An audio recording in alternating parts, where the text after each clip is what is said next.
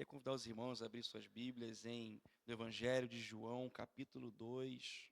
João, capítulo 2. Vamos ler do versículo 1 ao versículo 10. Diz assim: 3 dias depois, houve um casamento em Caná da Galileia, achando-se ali a mãe de Jesus. Jesus também foi convidado com os seus discípulos para o casamento.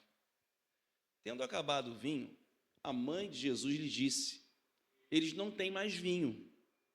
Mas Jesus lhe disse: mulher, que tenho eu contigo? Ainda não é chegada a minha hora. Então ela falou aos serventes: fazei tudo o que ele vos disser. Estavam ali 6 talhas de pedra que os judeus usavam para as purificações, e cada uma levava 2 ou 3 metretas. Jesus lhes disse: enchei de água as talhas, e eles as encheram totalmente.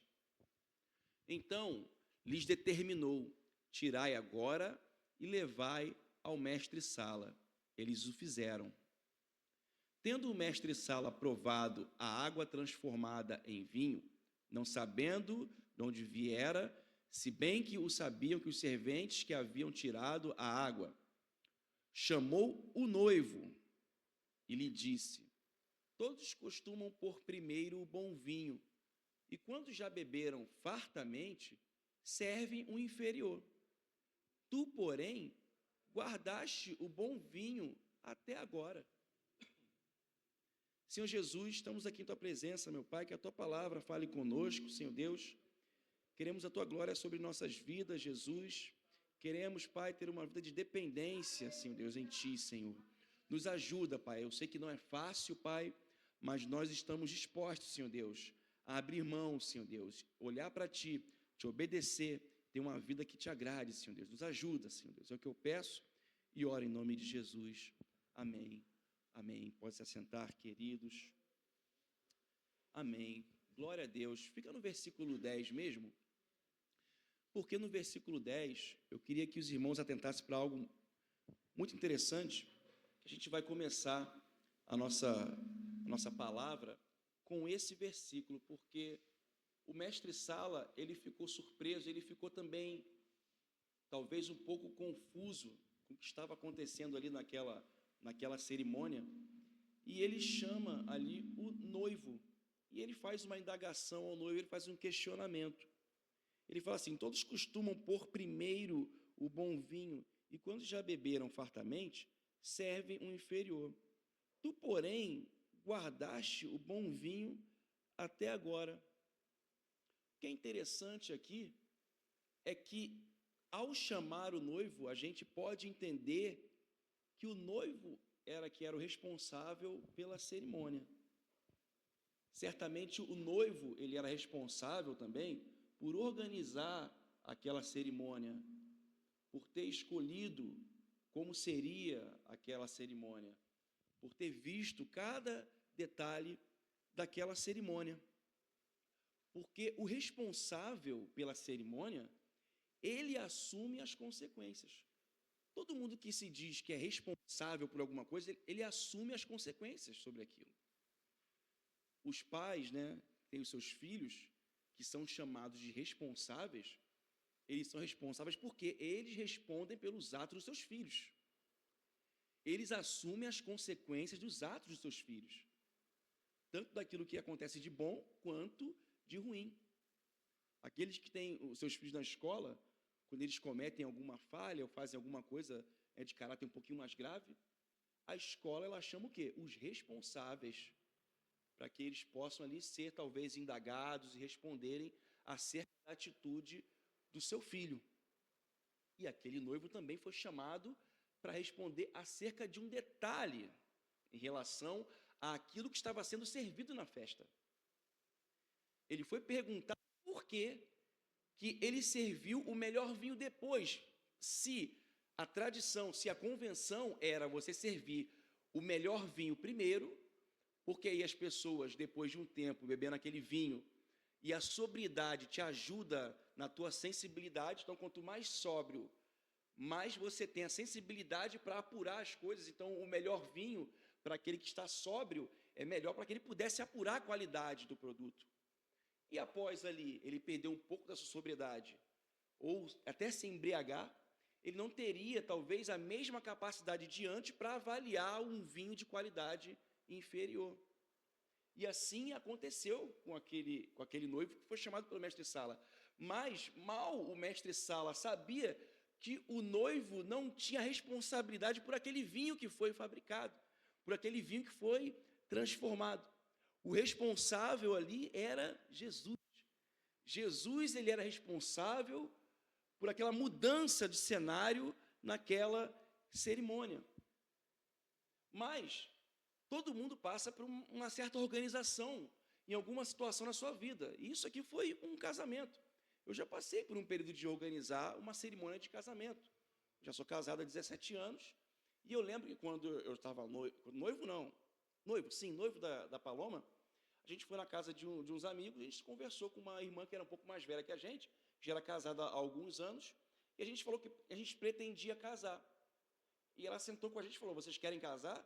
Não, sim, queremos. Mas vocês já viram isso aqui? A gente não. Mas vocês já viram isso aqui? A gente não.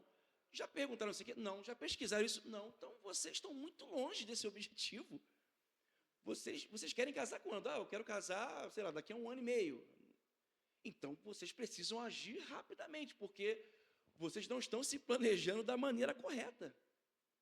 Porque para que vocês realizem essa cerimônia, vocês precisam organizar uma série de coisas que vocês ainda não saíram desse lugar que vocês estão. Porque quem organiza uma cerimônia precisa escolher algumas coisas e tomar algumas decisões. Por exemplo, convidados. Você precisa escolher aqueles que vão participar daquele momento com você, daquele momento de festa. Aquele que organiza uma cerimônia precisa escolher aquilo que vai comer e aquilo que vai beber, não é verdade? Quem organiza uma cerimônia, é necessário verificar quais são as roupas que você vai vestir, quais são as vestes que você vai vestir. Aquele que quer organizar uma cerimônia precisa também ver como vai se comportar, o que vai fazer, qual o discurso que vai falar, qual é a mensagem que você quer passar para as pessoas. O legal é que essa cerimônia, ela é uma pequena parte da vida daquele homem, daquele noivo. Aquela decisão fazia parte de micro decisões que decidiam uma cerimônia de casamento daquele noivo.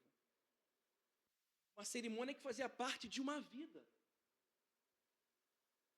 Porém, a gente pensando fora dessa caixinha da cerimônia, nós temos uma vida que precisamos também tomar decisões importantes. A nossa vida, comparada a essa cerimônia, é um cenário que nós precisamos também tomar decisões importantes.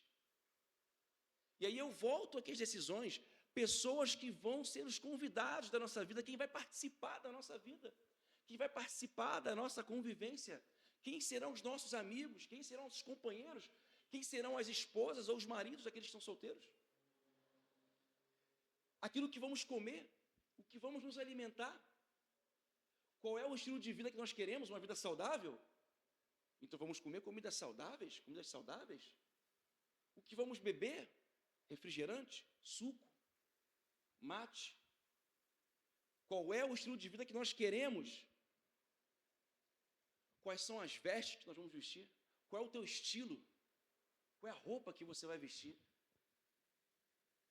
Qual é o teu estilo? Como é que você vai se comportar? Qual vai ser a mensagem que você vai querer passar para as outras pessoas? Qual vai ser o teu estilo de vida? O que você quer que as pessoas vejam quando elas olharem para você? Qual é a mensagem que você quer passar? Escolhas que precisam ser tomadas. E isso é importante. Só que o problema é quando a gente quer agir por nossa própria conta. A gente quer tomar as nossas próprias decisões, de acordo com aquilo que pensamos ou que achamos. Porque aquela situação, queridos, aquele vinho, ele estava ali, aquele vinho que Jesus ele transformou, ele apenas revelava as escolhas equivocadas do noivo em relação à sua cerimônia. Não foi o noivo que escolheu aquele vinho melhor, Mas a falta do vinho foi consequência, talvez, de uma escolha errada, de um cálculo errado, de uma decisão errada do noivo, que era o responsável, porque ele foi chamado pelo mestre-sala. O vinho de Jesus, ele tem poder para revelar.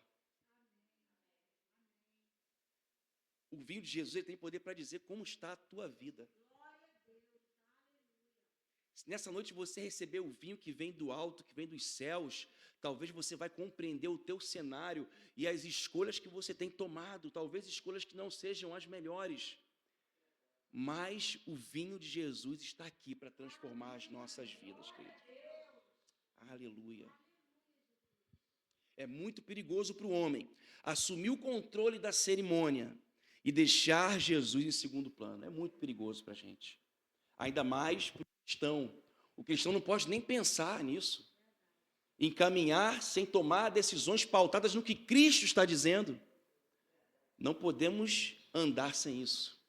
Precisamos ouvir a voz do Mestre. Aquele que quer te orientar. Aquele que quer transformar a sua vida. No versículo 2 fala que Jesus também foi convidado. E como é bom convidar Jesus para o casamento. Como é bom convidar Jesus para a festa. Jesus era um convidado. Quando você chama um convidado, você chama pessoas que você considera importantes. Você considera essas pessoas importantes para participar daquele momento com você. Amém? Só que Jesus, ele foi chamado como um convidado, mas ele não passou de um convidado naquela festa. E Jesus, como apenas um convidado, não é suficiente, querido. Muitas vezes a gente toma as nossas decisões, faz do jeito que a gente quer e chamamos Jesus para apenas desfrutar daquilo que nós escolhemos viver e não convidamos Jesus para participar das escolhas. Porque para a gente, às vezes, é muito bom ter Jesus ali sentado como convidado, a gente olhar, pô, Jesus está aqui. Como é bom poder contemplar a minha vida, as minhas escolhas, e ainda assim olhar para Jesus sentado, me olhando, me contemplando, mas não participando de nada da minha vida. Mas ele está ali sentado como convidado. Ele é até importante para mim, mas espera lá, deixa que eu tomo as minhas decisões. Deixa que eu faço o que eu acho mais correto. Jesus, pode entrar na minha casa, mas deixa que eu comando aqui. Eu quero só olhar para você e falar, Jesus está aqui na minha casa. Jesus é importante. Olha, gente, Jesus é importante. Mas deixa que eu caminho do meu jeito.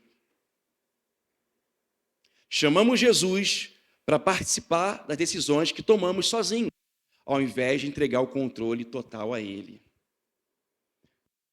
Salmos de número 55, versículo 22, diz assim, lança o teu cuidado sobre o Senhor, e Ele te susterá. Você quer ser sustentado, querido? Lança a tua vida, o teu cuidado sobre Ele. Coloca o controle da tua vida sobre Jesus. Não seja como esse noivo que tomou as suas decisões, calculou o vinho de forma errada e viveu um problema na sua cerimônia.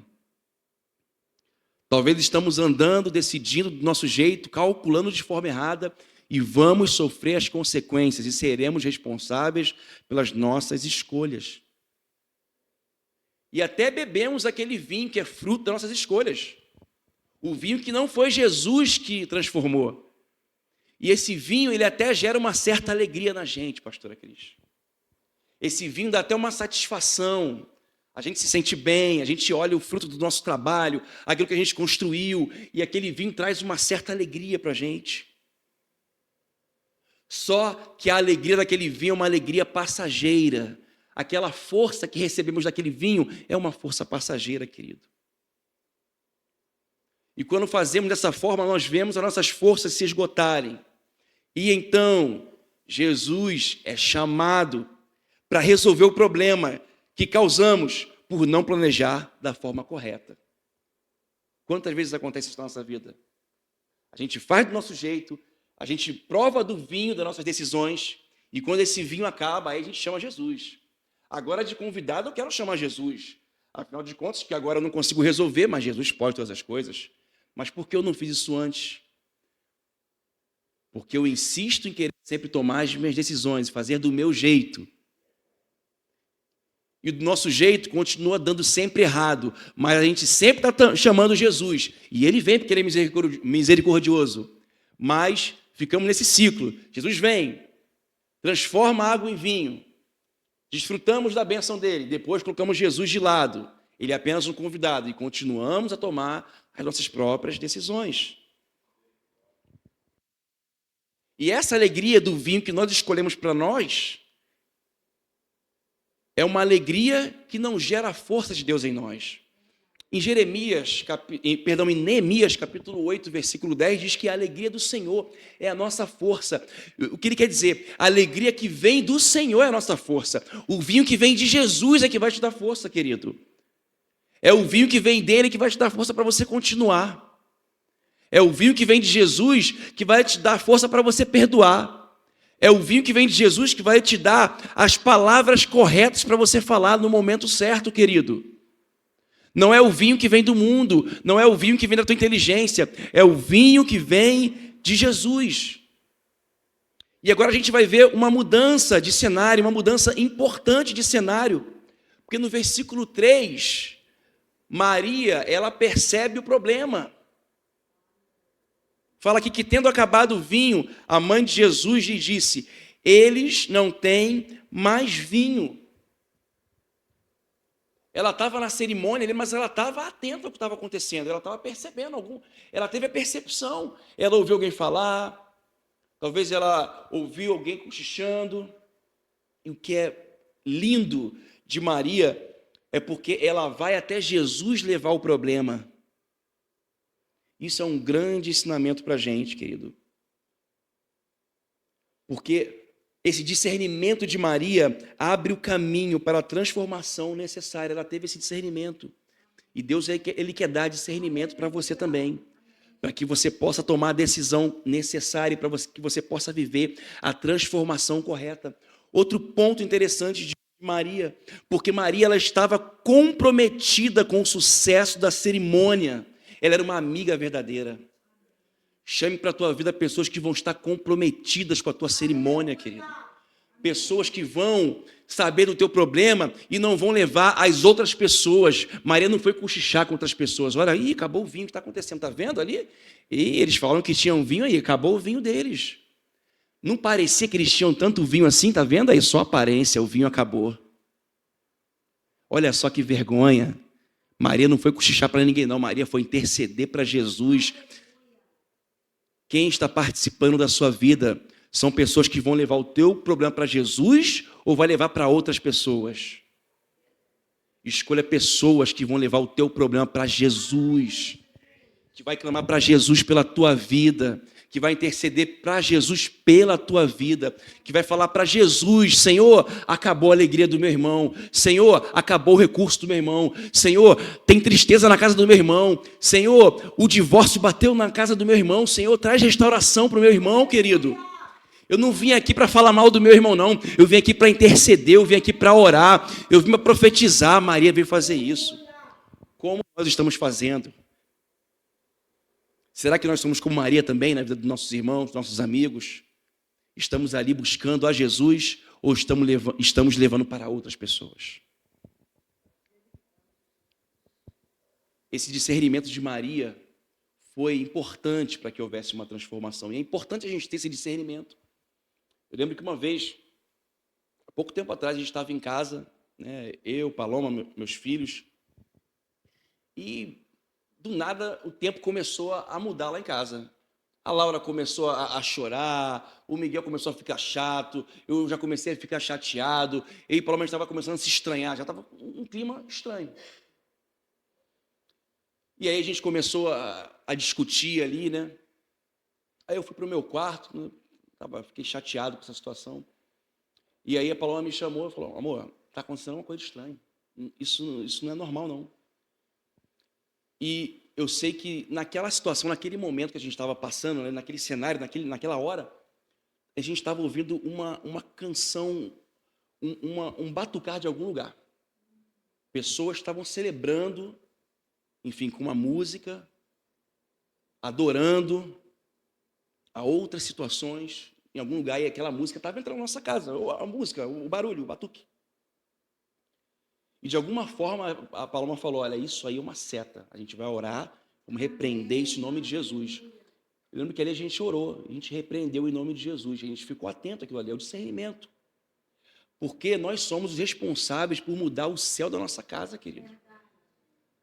A gente tem que chamar a presença de Jesus e convidar Jesus, Senhor, muda o céu da minha casa. Senhor, muda essa situação, Senhor. É o teu vinho que vai trazer mudança. Não é falar, não, vamos então trazer uma positividade, vai ficar tudo bem. Não, não, Senhor Jesus, a gente está entendendo, Senhor Deus, que isso aí não é normal, isso é espiritual. Tem coisa na tua vida que é espiritual, que você precisa clamar Jesus e pedir o vinho dele sobre a tua vida. Tem coisas que estão acontecendo na sua vida que não são normais, querido. E você precisa falar, Senhor Deus, me dá discernimento para eu entender aquilo que está fugindo da normalidade da minha vida. Porque eu vou orar agora aqui, vou clamar, e a situação ela vai ser transformada em nome de Jesus. E eu profetizo na tua vida, querido, em nome de Jesus, toda situação que se levantou para te atrapalhar, para amarrar a tua vida, está repreendida em nome de Jesus, querido. Eu declaro o vinho de Jesus sobre a tua vida, o vinho da transformação, o vinho do milagre. Aleluia, receba o vinho da cura, em nome de Jesus. Aleluia, e quando Jesus ele entra na situação, ele começa a assumir o controle. E como é bom Jesus assumir o controle. Porque ele começa a dar a direção correta, meu querido. E Jesus ele dá a primeira orientação para aqueles homens ali, no versículo 7, Jesus lhes disse, enchei de água as talhas. E eu fui pesquisar sobre essas talhas da purificação, que eram 6 talhas. Cada talha daquela, ela comportava entre 30 e 40 litros de líquido. Ou seja, encher aquelas 6 talhas era equivalente a você ter uma capacidade entre 360 a 720 litros. Era muita coisa. O erro foi muito grande.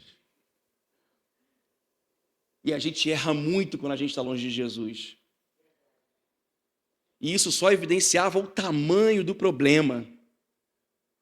E eu sei que Jesus ele transformou aquela água em vinho para uma capacidade muito maior do que aquela festa poderia suportar, com certeza. Porque Jesus ele faz muito além. Né? A Bíblia fala que quando ele multiplicou os pães e os peixes, sobraram ainda 12 cestos cheios. Quando Jesus ele faz com abundância, querido. Quando ele transformar a tua vida, quando ele transformar a tua tristeza em alegria, vai ser algo em abundância. Quando ele transformar a tua vida financeira, não vai ser pouca coisa não, vai ser em abundância. Mas vai ser para você glorificar o nome dele. Não vai ser para você ficar postando selfie dizendo que você tem, não. Mas para você glorificar o nome de Jesus. Para você falar, Jesus, isso aqui é teu, Senhor Deus. Essa alegria, Senhor Deus, pertence a ti. Tudo é teu, Senhor Deus. Mas o que podemos aprender aqui dessa passagem é que a transformação ela acontece quando as talhas estão cheias de água. Antes da transformação em vinho, Jesus mandou, encha as talhas de água. E encher as talhas de água significa uma preparação. Jesus não vai transformar uma talha vazia. Por isso ele fala para você nessa noite, encha de água essa talha aí. Começa a se encher aí. Se prepara. Se encha da palavra. Se dedique a mim. Se esforce. Tenha esperança. Começa a encher a tua talha de água. Talvez você entrou aqui com a tua talha vazia. Está vazia. Deus quer realizar um milagre, querido, mas ele fala, começa a encher agora em nome de Jesus. Começa a clamar ao Senhor e falar, Senhor, eu quero encher essa talha, Senhor, eu quero a tua presença, Senhor. Eu quero mudar de atitude, Pai. Eu não quero errar como antes, Pai, mas eu quero ter uma nova vida em ti, Senhor. Eu quero te buscar mais, eu quero mais da tua palavra, Senhor Deus, porque quando as minhas talhas estiverem cheias, o Senhor vai trazer a transformação, Senhor, que eu preciso, Pai. Aleluia. Ele quer fazer na tua vida em nome de Jesus, querido. Aleluia. Em Mateus, capítulo 17, versículo 18 a 21, fala de um jovem demoniado, que os discípulos não conseguiam expulsar aquele demônio, mas Jesus expulsou aquele demônio. E eles perguntavam, mas por que a gente não consegue, Jesus? E ele explica, dentre outras coisas, dizendo que essa casta, ela só sai com oração e jejum. Tem situações, querido, que você vai precisar encher mais a tua talha. Tem situações na tua vida que você vai precisar resolver, mas você precisa encher mais a tua talha. Você precisa estar mais cheio, a capacidade que você tem não vai ser suficiente. O novo momento que Deus está levando a tua vida, a capacidade da talha que você está carregando não vai suportar. Você precisa encher mais, continua enchendo mais. Você vai precisar de mais presença, querido. Talvez você está orando para Deus mudar alguma situação na tua vida, e Deus está falando para você, enche mais essa tua talha. Está muito vazia. Começa a encher, aumenta essa capacidade. Ouça a voz de Jesus. Aleluia, porque o vinho, ele é resultado do processo de transformação. Encher a talha de água é com você, você vai encher. A fonte de água viva é Jesus. Ele é a fonte. A água, ele é um material bruto, é como se fosse a matéria-prima. Mas a transformação, o vinho, ele é o produto daquilo. O vinho, ele não sai de uma fonte, o vinho precisa da uva, não é isso? A uva fermentada, o processo de fabricação, de fermentação, e sai o vinho. Existe um processo. E assim também, quando Jesus ele enche você, ele começa a realizar o processo dele na sua vida, de transformação. E aquilo que sim, era um coração sedento pela presença, começa a se transformar em uma vida tocada e modificada pelo poder de Jesus. Porque a vida do crente alegre, do cristão alegre, é uma vida daquele que pagou o preço para se encher da palavra, para se encher da água de Cristo. Não é da noite para o dia, é um processo. Você vai se enchendo da água e Jesus vai te transformando. Você se enche da água, Jesus vai te transformando. E aquele vinho, você fornece aquele vinho e vai esvaziando a talha, mas você vai enchendo mais de água e Jesus vai transformando. É um ciclo virtuoso que Jesus quer realizar na tua vida, querido. E assim ele vai fazer em todas as áreas da sua vida. Como vinho, resultado de um processo de transformação. O vinho aqui, ele representa uma capacitação, uma unção nova que Deus vai te dar para que esse processo de transformação ele aconteça na sua vida. Se encha dessa água e deixe Jesus agir. Busque o melhor vinho da fonte de águas vivas, que é Jesus. Busque esse vinho, querido. Esse é o melhor vinho. Não é o vinho que o mundo vai te oferecer, porque o vinho do mundo é uma alegria passageira. Tudo que o mundo pode te oferecer é bom sim, mas não te sustenta em Jesus. Quem te sustenta é o vinho de Cristo. Não beba do melhor vinho só nos momentos de crise. Talvez a gente esteja esperando somente a crise chegar, o problema chegar, e a gente pede o vinho do Senhor, a gente pede esse vinho, se alegra, mas logo depois a gente deixa esse vinho de lado e começa a desfrutar de outras coisas. E agora, para finalizar, porque voltando no questionamento daquele mestre-sala, porque como eu disse, a cerimônia, ela representa a nossa vida. E o mestre-sala agora ele começa a confrontar. E ele pergunta por que você não está bebendo do melhor vinho, por que você serviu o melhor vinho agora, mas por que você não bebeu do melhor vinho antes? E o mestre-sala é aquele que organiza a festa. E o mestre-sala da tua vida é o Espírito Santo.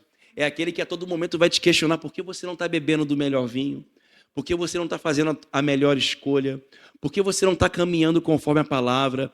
Deixa o mestre-sala, deixa esse mestre de cerimônia falar no teu coração, para que ele possa te ajudar e te corrigir, querido. Todo dia o Espírito Santo fala com você, por que você não está bebendo do melhor vinho? Beba o melhor vinho, tome as melhores escolhas, faça o seu melhor, porque você está longe da presença. O mestre-sala, que é o Espírito Santo, está todo dia falando com cada um de nós, nos enchendo e nos recolocando diante da presença do Senhor.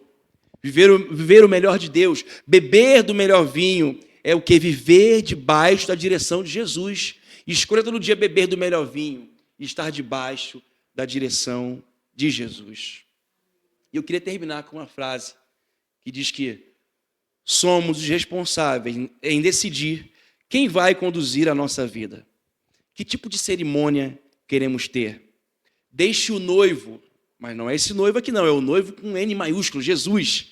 Deixe o noivo te servir o melhor vinho. Amém?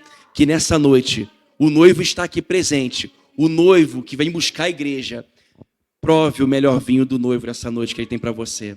Amém? Aleluia. Você pode aplaudir Jesus?